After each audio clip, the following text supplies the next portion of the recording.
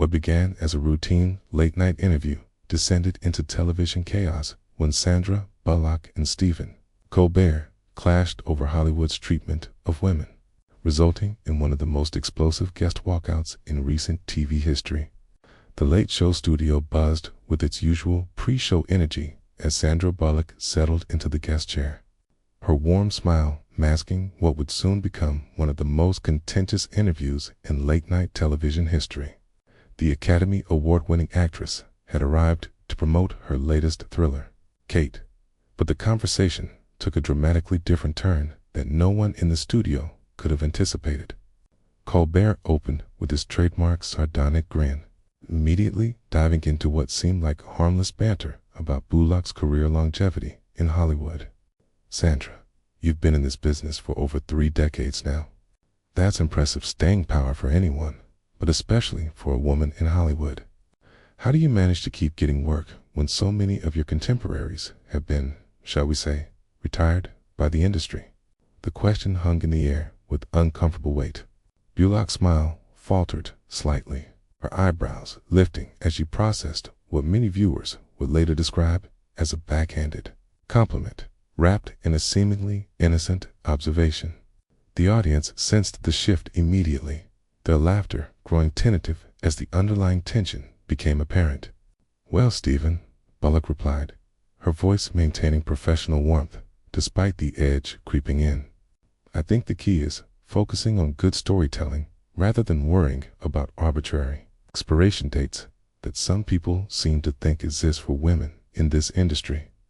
Talent doesn't have an age limit, despite what certain attitudes might suggest."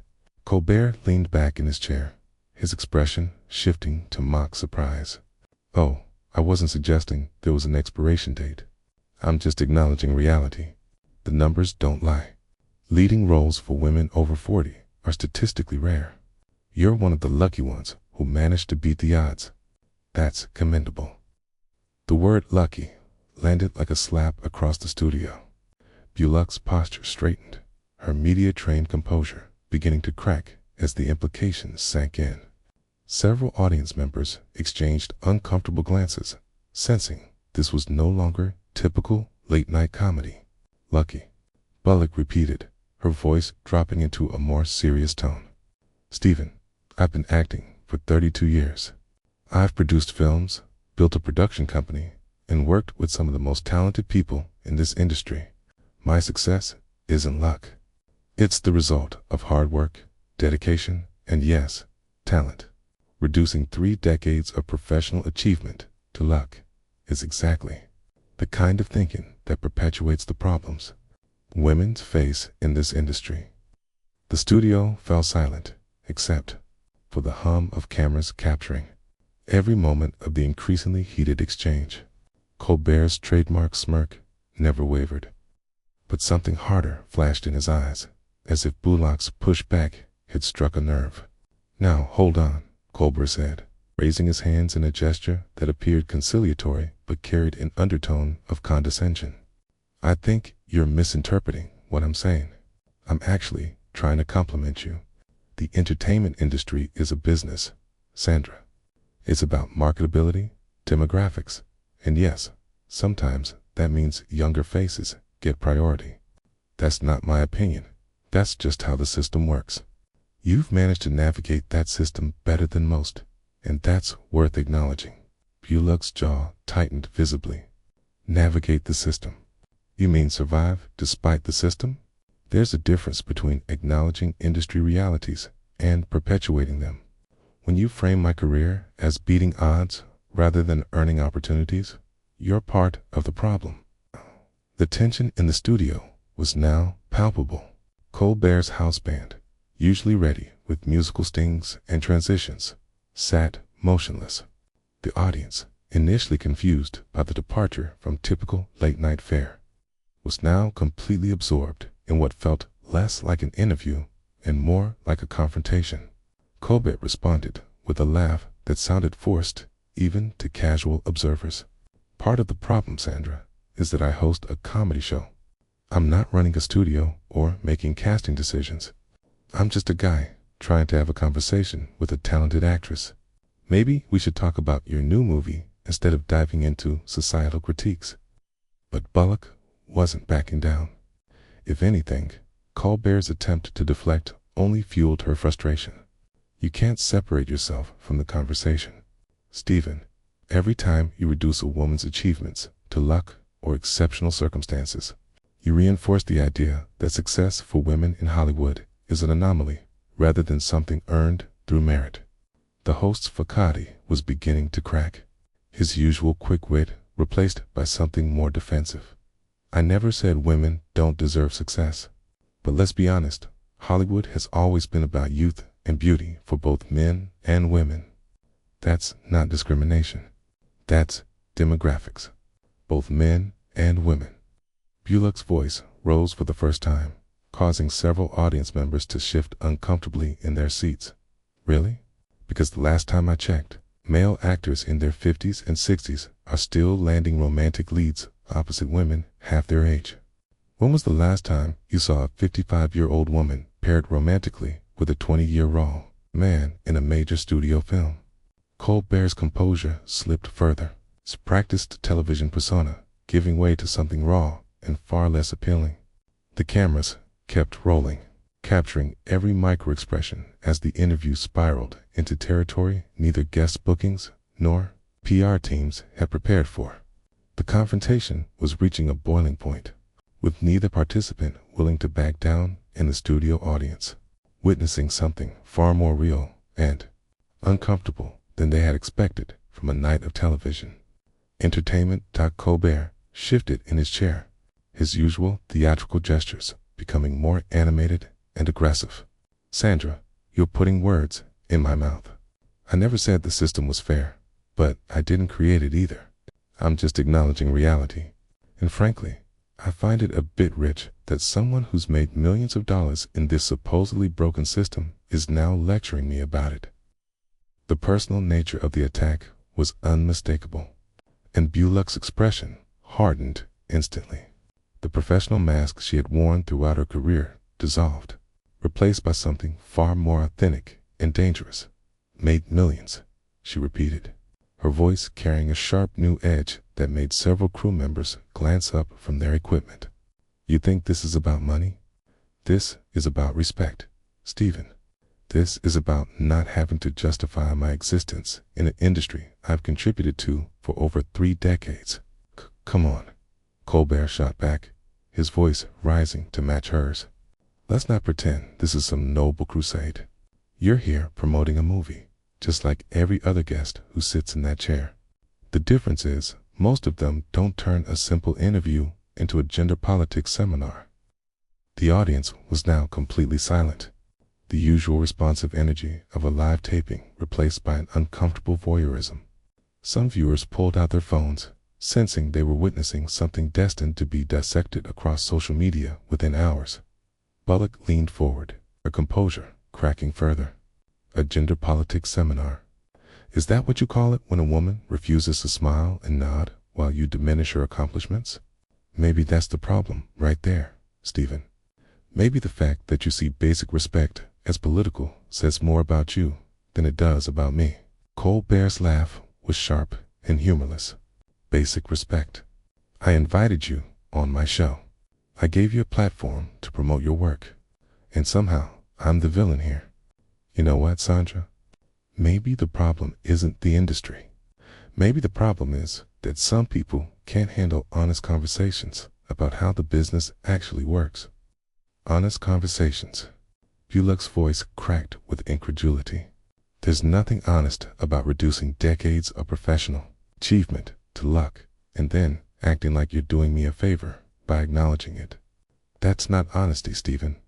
That's condescension dressed up as insight. The studio atmosphere grew suffocating. Colbert's signature confidence warped into something uglier. His attempts to maintain his comedic persona increasingly strained and unconvincing. You know what? Colbert said, his voice taking on a patronizing tone that seemed to surprise even him. Maybe I was wrong about the luck thing. Maybe your longevity in Hollywood has less to do with luck and more to do with being willing to play the game. Some people adapt. Some people complain. Guess we know which category you fall into now. The words hung in the air like a toxic cloud. The implication was clear, and the audience's collective intake of breath was audible. Bullock's face passed through shock, hurt, and finally, a cold fury that seemed to drop the temperature in the room.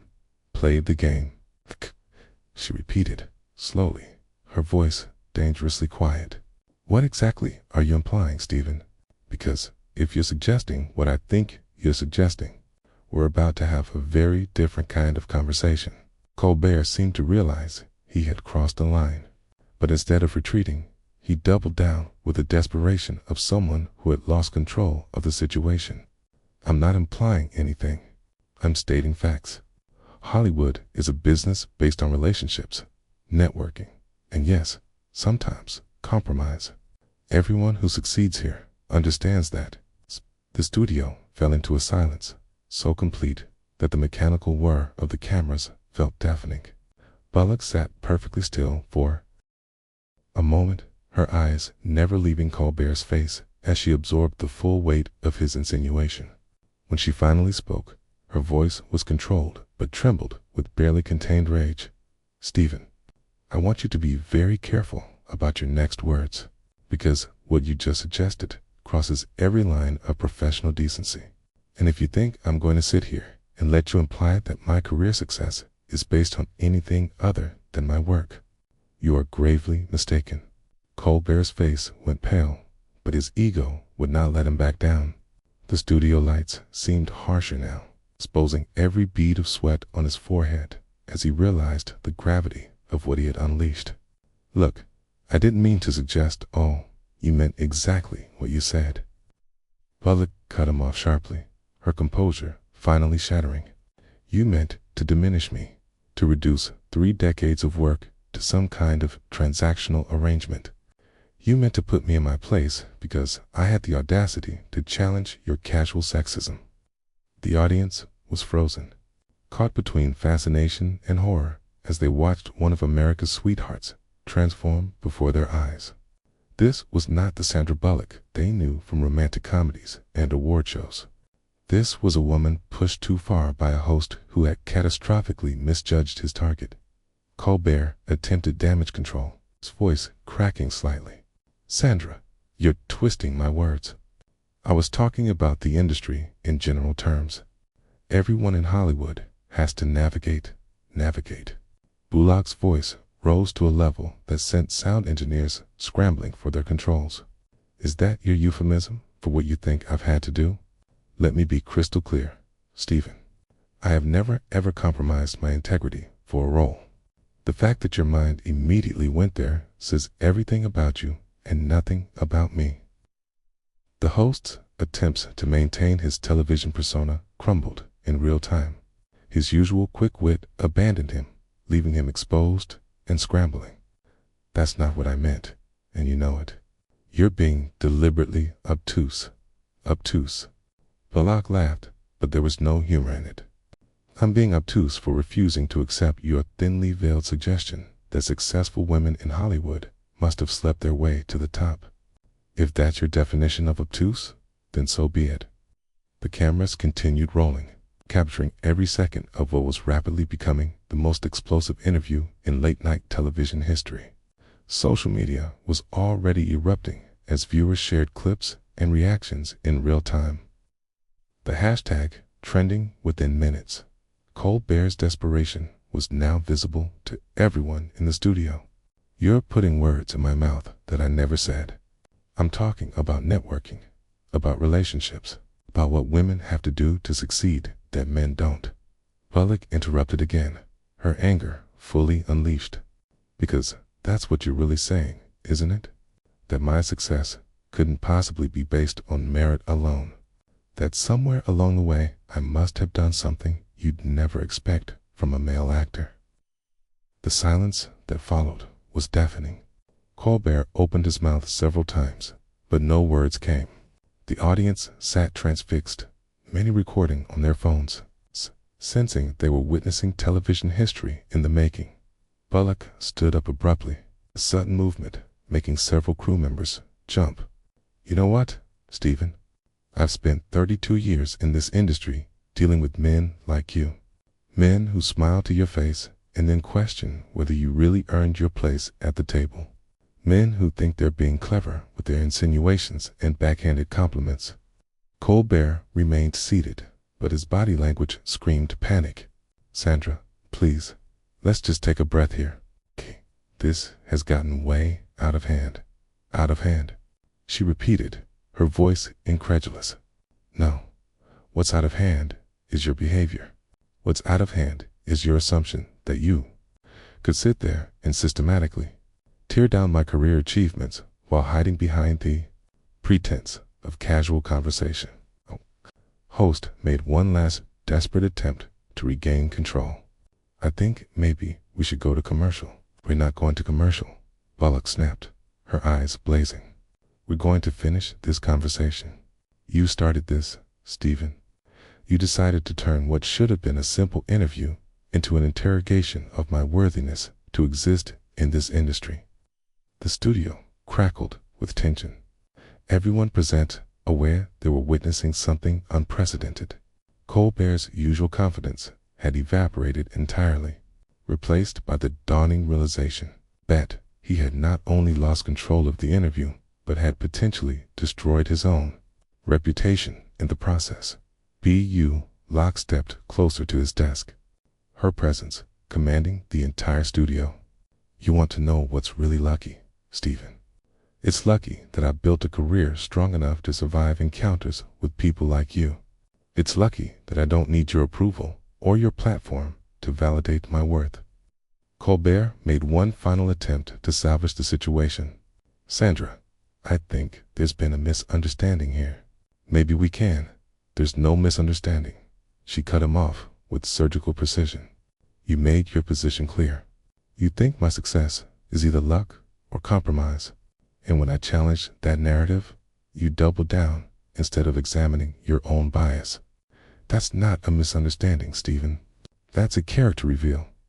The audience was completely silent, some visibly uncomfortable, others leaning forward in fascination. The energy in the room had shifted entirely to Bullock, who commanded every eye and ear with an authority that made Colbert look small behind his desk. You know what the real tragedy is here? Bullock continued, her voice carrying across the silent studio. You had an opportunity tonight to have a real conversation with someone who's been in this industry longer than some of your viewers have been alive. Instead, you chose to use your platform to perpetuate the exact attitudes that make this business harder for women. Colbert's hands trembled as he gripped the edge of his desk. I never intended. Your intentions don't matter, Bullock interrupted, her voice rising with finality. Your impact does. And your impact tonight has been to show everyone exactly who you are when someone doesn't play along with your script. The cameras captured every moment as Bullock moved toward the guest entrance, her exit as commanding as her presence had been throughout the confrontation.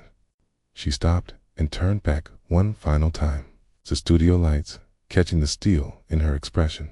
I've been doing this for 32 years, Stephen. I've worked with legends. I've won awards. I've built a production company.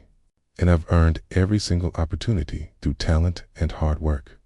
If you can't recognize that without reducing it to luck or insinuation, then that's your limitation, not mine. Colbert sat frozen, his usual quick wit completely gone. The silence stretched before he managed to stammer. Sandra, please, we're done here, she declared, leaving no room for negotiation. And just so we're clear, this isn't about sensitivity or political correctness. This is about basic human decencies, something you seem to have forgotten in your quest to be provocative. The studio erupted in whispers as Bullock strode toward the exit, her heels striking the floor with decisive authority.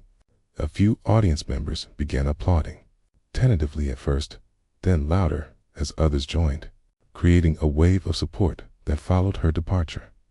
Colbert remained at his desk, flushed and shattered, glancing toward his producers for help, but finding none. The damage was done, and everyone in the studio knew it. Well, he said weakly, into the microphone, his voice barely audible over the continuing applause for Bullock's exit. "I guess we'll be right back after this break," he said. But there would be no recovery from this moment. As the studio lights dimmed and the audience filed out in animated discussion, the full scope of the disaster was already becoming clear. Within hours, clips of the confrontation dominated social media, with overwhelming support for Bullock and harsh criticism of Colbert's behavior. The incident sparked immediate conversations about respect, professionalism, and the treatment of women in entertainment.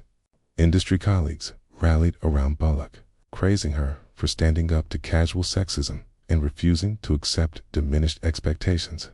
By morning, Colbert's ratings had plummeted.